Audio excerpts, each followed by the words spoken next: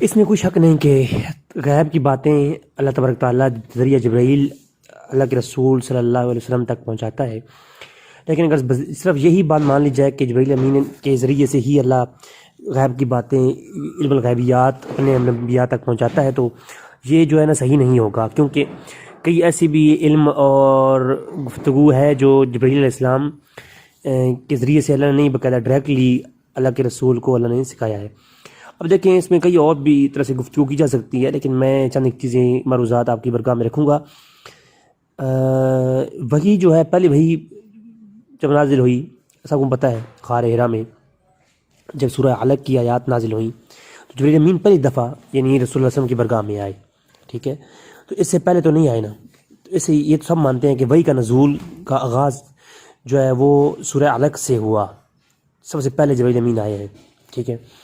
تو اس سے پہلے ایسی کئی ایک چیزیں ہیں جو اللہ کے رسول صلی اللہ علیہ وسلم کی آیات میں موجود ہیں اور سب اس کو تسلیم بھی کرتے ہیں، باقاعدہ قرآن میں تو اس کی وضاحت بھی آئی ہے۔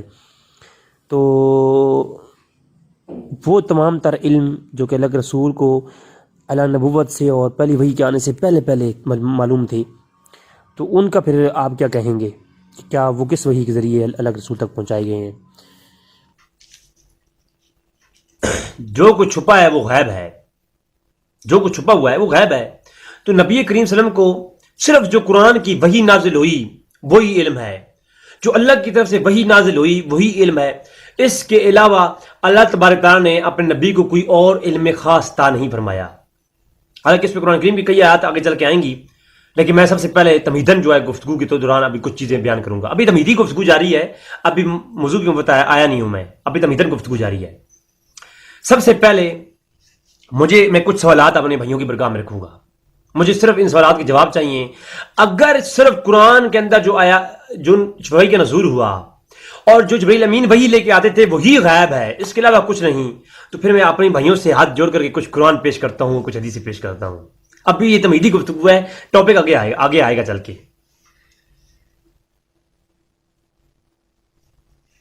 اب اللہ کی شریعت ہے کہ اللہ کا نبی جو ہوتا ہے وہ کبھی ایسا نہیں ہوتا کہ کوئی عمل اپنے آپ سے کرے، بلکہ میں تو یہ کہتا ہوں کہ اللہ کا نبی کی شان یہ ہوتی ہے، اعلان نبوت سے پہلے بھی نبی کے اندر ایسی کوئی چیز نہیں ہوتی کہ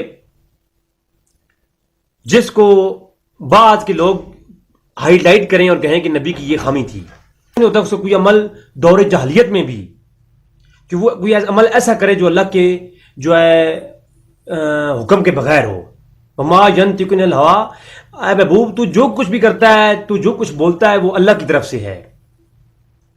تو یعنی نبی کا کوئی عمل بھی اللہ کے حکم کے آگے پیچھے نہیں ہوتا، یہ بات یاد رکھیے۔ اب چند سوالات اور بھائیوں سے کرنا چاہوں گا۔ میں تمہیدن گفتگو کر چکا کہ اللہ کا علم کیا ہے اور اللہ کے رسول کا علم کیا ہے۔ اب آتا ہوں تھوڑا تمہیدن گفتگو کی اس طرف کہ کچھ سوالات جو ہمارے بھائیوں سے کرنا چاہتا ہوں، اس کے جوابات مجھے چاہیے۔ جی، سب سے پہلی بات کہ نبی جب کہ اللہ کے کسی حکم سے ہٹ کے کوئی عمل کرتا ہی نہیں ہے، اور آپ دیکھیں جب نبی کریم صلی اللہ علیہ وسلم نے اعلان فرمایا کہ کیا تم اس بات کی گواہی دیتے ہو کہ میں صادق اور امین ہوں؟ کیا میں تمہیں کہوں کہ اس پہاڑ کے پیچھے سے ایک لشکر آ رہا ہے؟ جب یہ آپ سب لوگ جانتے ہیں اس روایت کو، تو مجھے ایک بات بتائیں، اس وقت ان لوگوں نے کہا کہ دلیل دیں آپ کہ آپ نبی ہیں، تو قرآن کریم میں اللہ تبارک تعالیٰ نے ارشاد فرمایا، میں آپ کے سامنے سکین لگا دوں گا، اللہ نے ارشاد فرمایا محبوب اگر دلیل کے طور پر مانگتے ہیں نا، تم یہ کہو کہ میں نے تم میں 40 سال کی زندگی گزاری ہے، میری زندگی میں تم کوئی ایک کجی دکھا دو۔ یعنی اعلان نبوت سے پہلے ایک زندگی دلیل کے طور پر حضور نے پیش کی ہے۔ اب یعنی اعلان نبوت سے پہلے کی جو زندگی ہے، حضور نے وہ دلیل بنا کر کافروں کو دی کہ یہ میری زندگی تمہارے سامنے ہے، اس میں کوئی گناہ، کوئی ایسا کجی دکھا دو، اگر کجی پا لو بتا دو تو پھر نہ مانو مجھے نبی۔ اگر کوئی غلطی نہیں دیکھتے، 40 سال کی عمر تمہارے سامنے ہے، تو پھر جو ہے مان لو کہ میں اللہ کا نبی ہوں۔ یہ دلیل طور پر اپنی زندگی پیش کی حضور نے۔ آگے چل کے اب میں آپ سے سوال کرنا چاہتا ہوں، پہلا سوال کہ شراب کی حرمت اسلام کے اندر بعد میں نازل ہوئی۔ اب یہ میں سوال کرنا چاہتا ہوں تمام بھائیوں سے جو یہ کہتے ہیں کہ اللہ کے سوا کوئی غیب نہیں جانتا اور اللہ کی کوئی ایسی وحی نہیں جو قرآن کے بغیر نبی کو علم عطا کیا جائے۔ اب میرا موقف یہ ہے کہ اللہ تبارک تعالیٰ قرآن کے علاوہ ایک وحی مطلوع ہوتی ہے، وحی جلی جو قرآن کی صورت میں نازل ہوتی ہے، ایک اس کے علاوہ وحی ہے جو تبارک تعالیٰ وہ یہ مخفی جسے کہتے ہیں، جو اللہ تعالیٰ جو ہے قرآن کا حصہ وہ نہیں بنتی، لیکن اللہ تعالیٰ نبی کو گائیڈ کرتا رہتا ہے، وہی الہام کے ذریعے ہوتی ہے۔ وہی کی بہت اقسام ہے، آگے چل کے رد قادیانیت میری گفتگو آئے گی تو اس کے اوپر وہی کے متعلق ختم نبوت پر بات وہ ہو جائے گی انشاءاللہ تبارک تعالیٰ۔ تو جب شراب کی حرمت نازل ہوئی، صحابہ اکرام پہلے خود شراب کا کاروبار بھی کرتے تھے، بخاری اور مسلم میں حدیثیں موجود ہیں کہ حضور نے یہ شراب ہے، یہ جو گدے ہیں کھانے ہیں، گدے کا کھانا، شراب پینا اور نکاح متع یہ پہلے دور میں جائز تھا، بعد میں ان کی حرمت پہ دلیل عید نازل ہوئی، پھر کو منع کیا گیا۔ تمام اہل سنت کے ہاں تمام کا یہ اتفاق ہے، اور بخاری مسلم میں اور قرآن کریم کی یہ آیت کریمہ اس پہ موجود ہے۔ میں ایک سوال کرنا چاہتا ہوں، حرمت کی آیت نازل ہوئی بعد میں، جب دور جاہلیت میں ایک چیز تھی تو نبی کریم صلی اللہ علیہ وسلم سے کوئی ایک عمل بھی ملتا ہے کہ دور جاہلیت میں جب شراب جائز تھی اور اعلان نبوت سے پہلے نبی کریم صلی اللہ علیہ وسلم نے کبھی بھی شراب کو ہاتھ لگایا ہو؟ نہیں۔ کیوں نہیں؟ اس لیے کہ نبی کو اللہ تبارک تعالیٰ ہر لمحہ گائیڈ کرتا ہے۔ اعلان نبوت حضور نے بعد میں کیا، شراب پہلے بھی جو ہے لوگ پیتے تھے، لیکن حضور نے کبھی ہاتھ کو ہاتھ نہیں لگایا، نبی کی یہ شان نہیں ہوتی۔ حضور کے علم میں تھا کہ نبوت کے بعد اس نے حرام ہونا ہے۔ اب یہ قرآن میں تو کہیں نہیں ہے، قرآن کی آیت بعد میں نازل ہو رہی ہے۔ اب مجھے بتائیں ایک بات، وضو جو ہے وضو کی آیت کب نازل ہوئی؟ مدینہ دور میں۔ مدینہ دور کے اندر وضو کی آیت سورۃ مائدہ کی آیت نمبر 6 میں نازل ہوتی ہے، اور حضور وضو کب سے کر رہے ہیں؟ مکی دور سے۔ بھائی وضو کی آیت نازل ہو رہی ہے قرآن میں، اللہ کا حکم وضو کرنے کا بعد میں نازل ہو رہا ہے، اور نبی تو اللہ کے حکم سے تو ہٹ کے کوئی عمل کرتا ہی نہیں ہے۔ تو جو وضو کی آیت بعد میں نازل ہوتی ہے، حضور وضو مکہ میں کرتے ہیں، مدینہ میں 13 سال کے بعد آیت نازل ہوتی ہے۔ وہ حضور جو پہلے عمل کر رہے ہیں وضو کرنے کا، وہ کس آیت پر عمل کر رہے ہیں ذرا مجھے بتا دیجئے، کیونکہ نبی کا جو عمل ہوتا ہے وہ کبھی ایسا نہیں کہ فَاغْسِلُوا وُجُوهَكُمْ وَأَيْدِيَكُمْ إِلَى الْمَرَافِقِ، کہ تم اپنے جب وضو کرنے لگو تو اپنے ہاتھوں کو دھو لو، اپنے چہروں کو دھو لو۔ سورۃ مائدہ کی آیت 6 جب یہ نازل ہوئی، اب یہ آیت نازل کب ہوئی؟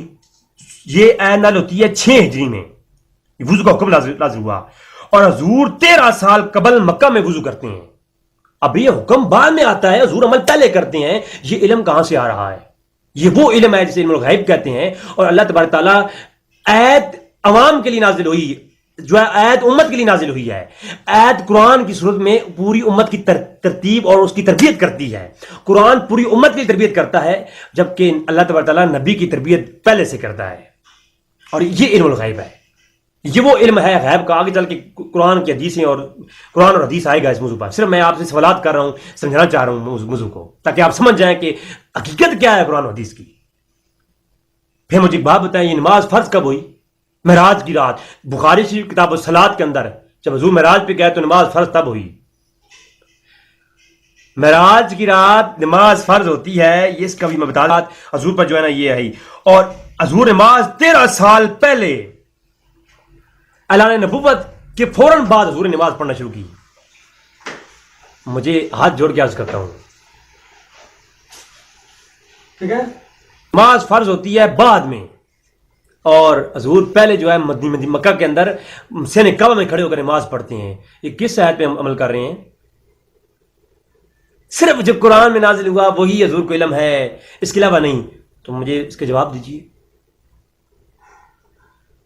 خدا کے لیے اہل سنت کے منہج کو اپنائیے، نہ کہ اپنے من گھڑت ایک آیت پڑھ لی بس ہم تو حافظ القرآن ہیں، ہم تو علامہ ہیں، لہذا اس طرح توجہ کیجیے۔ اس پر کافی جو ہے نا صحیح بخاری کے اندر حدیث نمبر 3014 ہے، جلد نمبر 3، آقا سین کعبہ میں نماز پڑھ رہے تھے جب کافروں نے اوپر بوجھ رکھ دیا، تو کافروں نے بوجھ رکھا تو حضور کعبۃ اللہ میں نماز پڑھ رہے تھے، جبکہ نماز فرض ہوتی ہے 6 سال کے بعد۔ فرض ابھی ہوئی نہیں، حضور پہلے پڑھ رہے ہیں۔ وضو کا بھی آیت بعد میں آتی ہے، وضو پہلے کر رہے ہیں، کیونکہ نبی کو علم ہوتا ہے کہ یہ بعد میں یہ چیز شریعت کے طور پر نازل ہونی ہے۔ اگر ایسا نہ ہوتا تو پھر نبی کئی ایسے عمل کرتے جو شریعت میں جائز ہوتے، کئی نبی ایسے عمل کرتے، لیکن نبی وہ عمل نہیں کرتے جو شریعت میں بعد میں ناجائز ہو جانے ہیں۔ اگر وہ جائز ہو جاتے اور پھر کفار تو یہ طعنہ دیتے کہ پہلے آپ یہ عمل کرتے رہے ہیں، اب آپ نے شریعت میں ناجائز کر دی ہیں۔ جی، اب حج کا فرض ہوا، حج فرض ہوتا ہے 6 ہجری کو، حضور اس سے پہلے ہی حج کرتے ہیں، بلکہ صحیح بخاری کے اندر 1581 نمبر روایت کتاب الحج کے اندر یہ واضح طور پر بتاتی ہے کہ صحابہ کرام کہتے ہیں ہم میدان عرفات میں جو ہے دوران حج حضور نے وقوف کیا. اب یہ طویل حدیث ہے، میں آپ کو مختصراً بیان کر رہا ہوں کہ دوران حج حضور نے عرفات کے پر وقوف کیا. ابھی حج کی 6 ہجری حج جو ہے نا وہ ہوا، فرض ہوا اس سے پہلے پہلے. اب کوئی یہ کہہ سکتا ہے یہ تو دور جاہلیت کا حج تھا، دور جاہلیت میں بھی لوگ حج کرتے تھے نا، تو کوئی یہ کہہ سکتا ہے یہ دور جاہلیت کا حج تھا. تو ارے دور جاہلیت میں جو وقوف تھا وہ تو مزدلفہ میں ہوا کرتا تھا، وہ میدان عرفات میں وقوف ہوا نہیں کرتا تھا. دور جاہلیت کا وقوف حج جو تھا وہ عرفات نہیں تھا، مزدلفہ تھا. تو حضور جو وقوف عرفات کرتے ہیں حج کے دوران، وہ بھی حج کی آیات اور حج کا فرض ہونے سے پہلے پہلے، تو وہ حضور یہ یعنی حضور کے علم کی شان ہے کہ ابھی آیات نازل نہیں ہوئی، ابھی شریعت بن کے وہ اتری نہیں ہے. حضور کے علم اللہ تعالیٰ نے پہلے ہی یہ عطا فرما رکھا ہے کہ اے نبی آپ وقوف عرفات کریں، کیونکہ بعد میں یہ شریعت بن کر کے آپ کی امت کے اندر راج ہوگا. تو شریعت جو ہے وہ امت کے لیے ہوتی ہے، اور یہ آیات جو قرآن نازل ہوا یہ امت کے لیے ہے. بے شک یہ حضور کا علم ہے، اس کے اندر بھی حضور کا وقتاً فوقتاً آیات نازل ہوتی گئی، حضور کا علم میں اضافہ ہوتا گیا. اہل سنت کا یہی عقیدہ ہے کہ قرآن نازل ہوتا رہا حتیٰ کہ جب یہ آیات نازل ہوئی کہ وَعَلَّمَكَ مَا لَمْ تَكُنْ تَعْلَمْ وَكَانَ فَضْلُ اللَّهِ عَلَيْكَ عَظِيمًا، تو حضور پر تمام علوم جو ہے حضور کو عطا کر دیے گئے، وہ بھی حق ہے. لیکن میں یہ کہتا ہوں کہ اب بھی شریعت نازل نہیں بھی ہوئی، حضور کو اس کا پہلے جو ہے علم ہے. ایسا ہو، نبی کی یہ شان ہوتی ہے، نبی کا یہ مقام ہوتا ہے. ایسے نہیں کہ نبی پہلے زمانے میں دور جاہلیت کے کاموں کو اپنا لے اور بعد میں جب نبوت عطا ہو اور نبوت کا اعلان کرے. نبی نبوت تو پہلے کی ہوتی ہے نا، اعلان کرنا ہوتا ہے. تو جب نبی اعلان کرے نبوت کا اور پھر وہ دور جاہلیت کے نظام کو ترک کرے، ایسا نہیں ہوتا. نبی ہوتا ہی ہو جو پیدائشی پیدا ہو تو وہ سراپا شریعت ہو. جی تو 15 سال فرض حج ہونے سے 15 سال پہلے حضور جو ہے وہ وقوف عرفات کرتے ہیں، اور وقوف عرفات کا جو شرعی حکم ہے وہ بعد میں نازل ہوتا ہے. تو مجھے اس بارے میں سمجھائے نا، کون سی آیات پر نبی عمل کر رہا ہے، کون سے احکام جو نازل حضور پہ ہوئی ہیں اس پہ نبی عمل کر رہا ہے. ابھی اللہ نے نبوت کیا ہے، ابھی قرآن کی آیات نازل نہیں ہوئی، ابھی فرائض ہونا وجوب ہونا لازم نہیں آیا، ابھی نبی عمل کر رہا ہے، اس کا کوئی ثبوت ہے نہیں. تو کیا نبی اللہ کے حکم کے بغیر کسی چیز پہ عمل کر سکتا ہے؟ کبھی نہیں کر سکتا. نبی اللہ کی اطاعت کرتا ہے ہر لمحہ ہر گھڑی، اور خصوصاً اعلان نبوت کے بعد.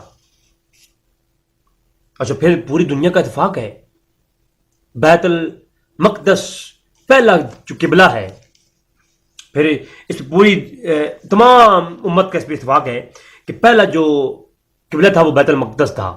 پھر جب سورہ بقرہ کی آیت نمبر 144 نازل ہوئی، قد نرا تقلب وجهك في السماء ولنولينك قبلة ترضاها، جب ولنولينك قبلة ترضاها جب یہ آیت نازل ہوئی تب پہلے قبلے سے ہٹا کر کے دوسرے قبلے کی طرف حضور کی رضا پر یہ تعویل قبلہ ہوئی، قبلے کو چینج کیا گیا، بیت المقدس کی طرف سے رخ ہٹا کر کے حضور نے کعبۃ اللہ کی طرف کیا. یہ پہلی آیات نازل ہوئی. تو میں یہ کہتا ہوں بڑی محبت کے ساتھ کہ بخاری شریف کتاب الصلاۃ میں 390 نمبر روایت ہے کہ ہجرت مدینہ کے بعد 16 ماہ تک بیت المقدس کی طرف حضور منہ کر کے نماز پڑھتے رہے. تو ناظرین ابھی آپ خود دیکھیں کہ کعبۃ اللہ جو قبلہ بنا ہے اس سے پہلے پہلے بیت المقدس کی طرف جو ہے رخ کر کے نماز پڑھنا یہ کس جگہ کا حکم ہے؟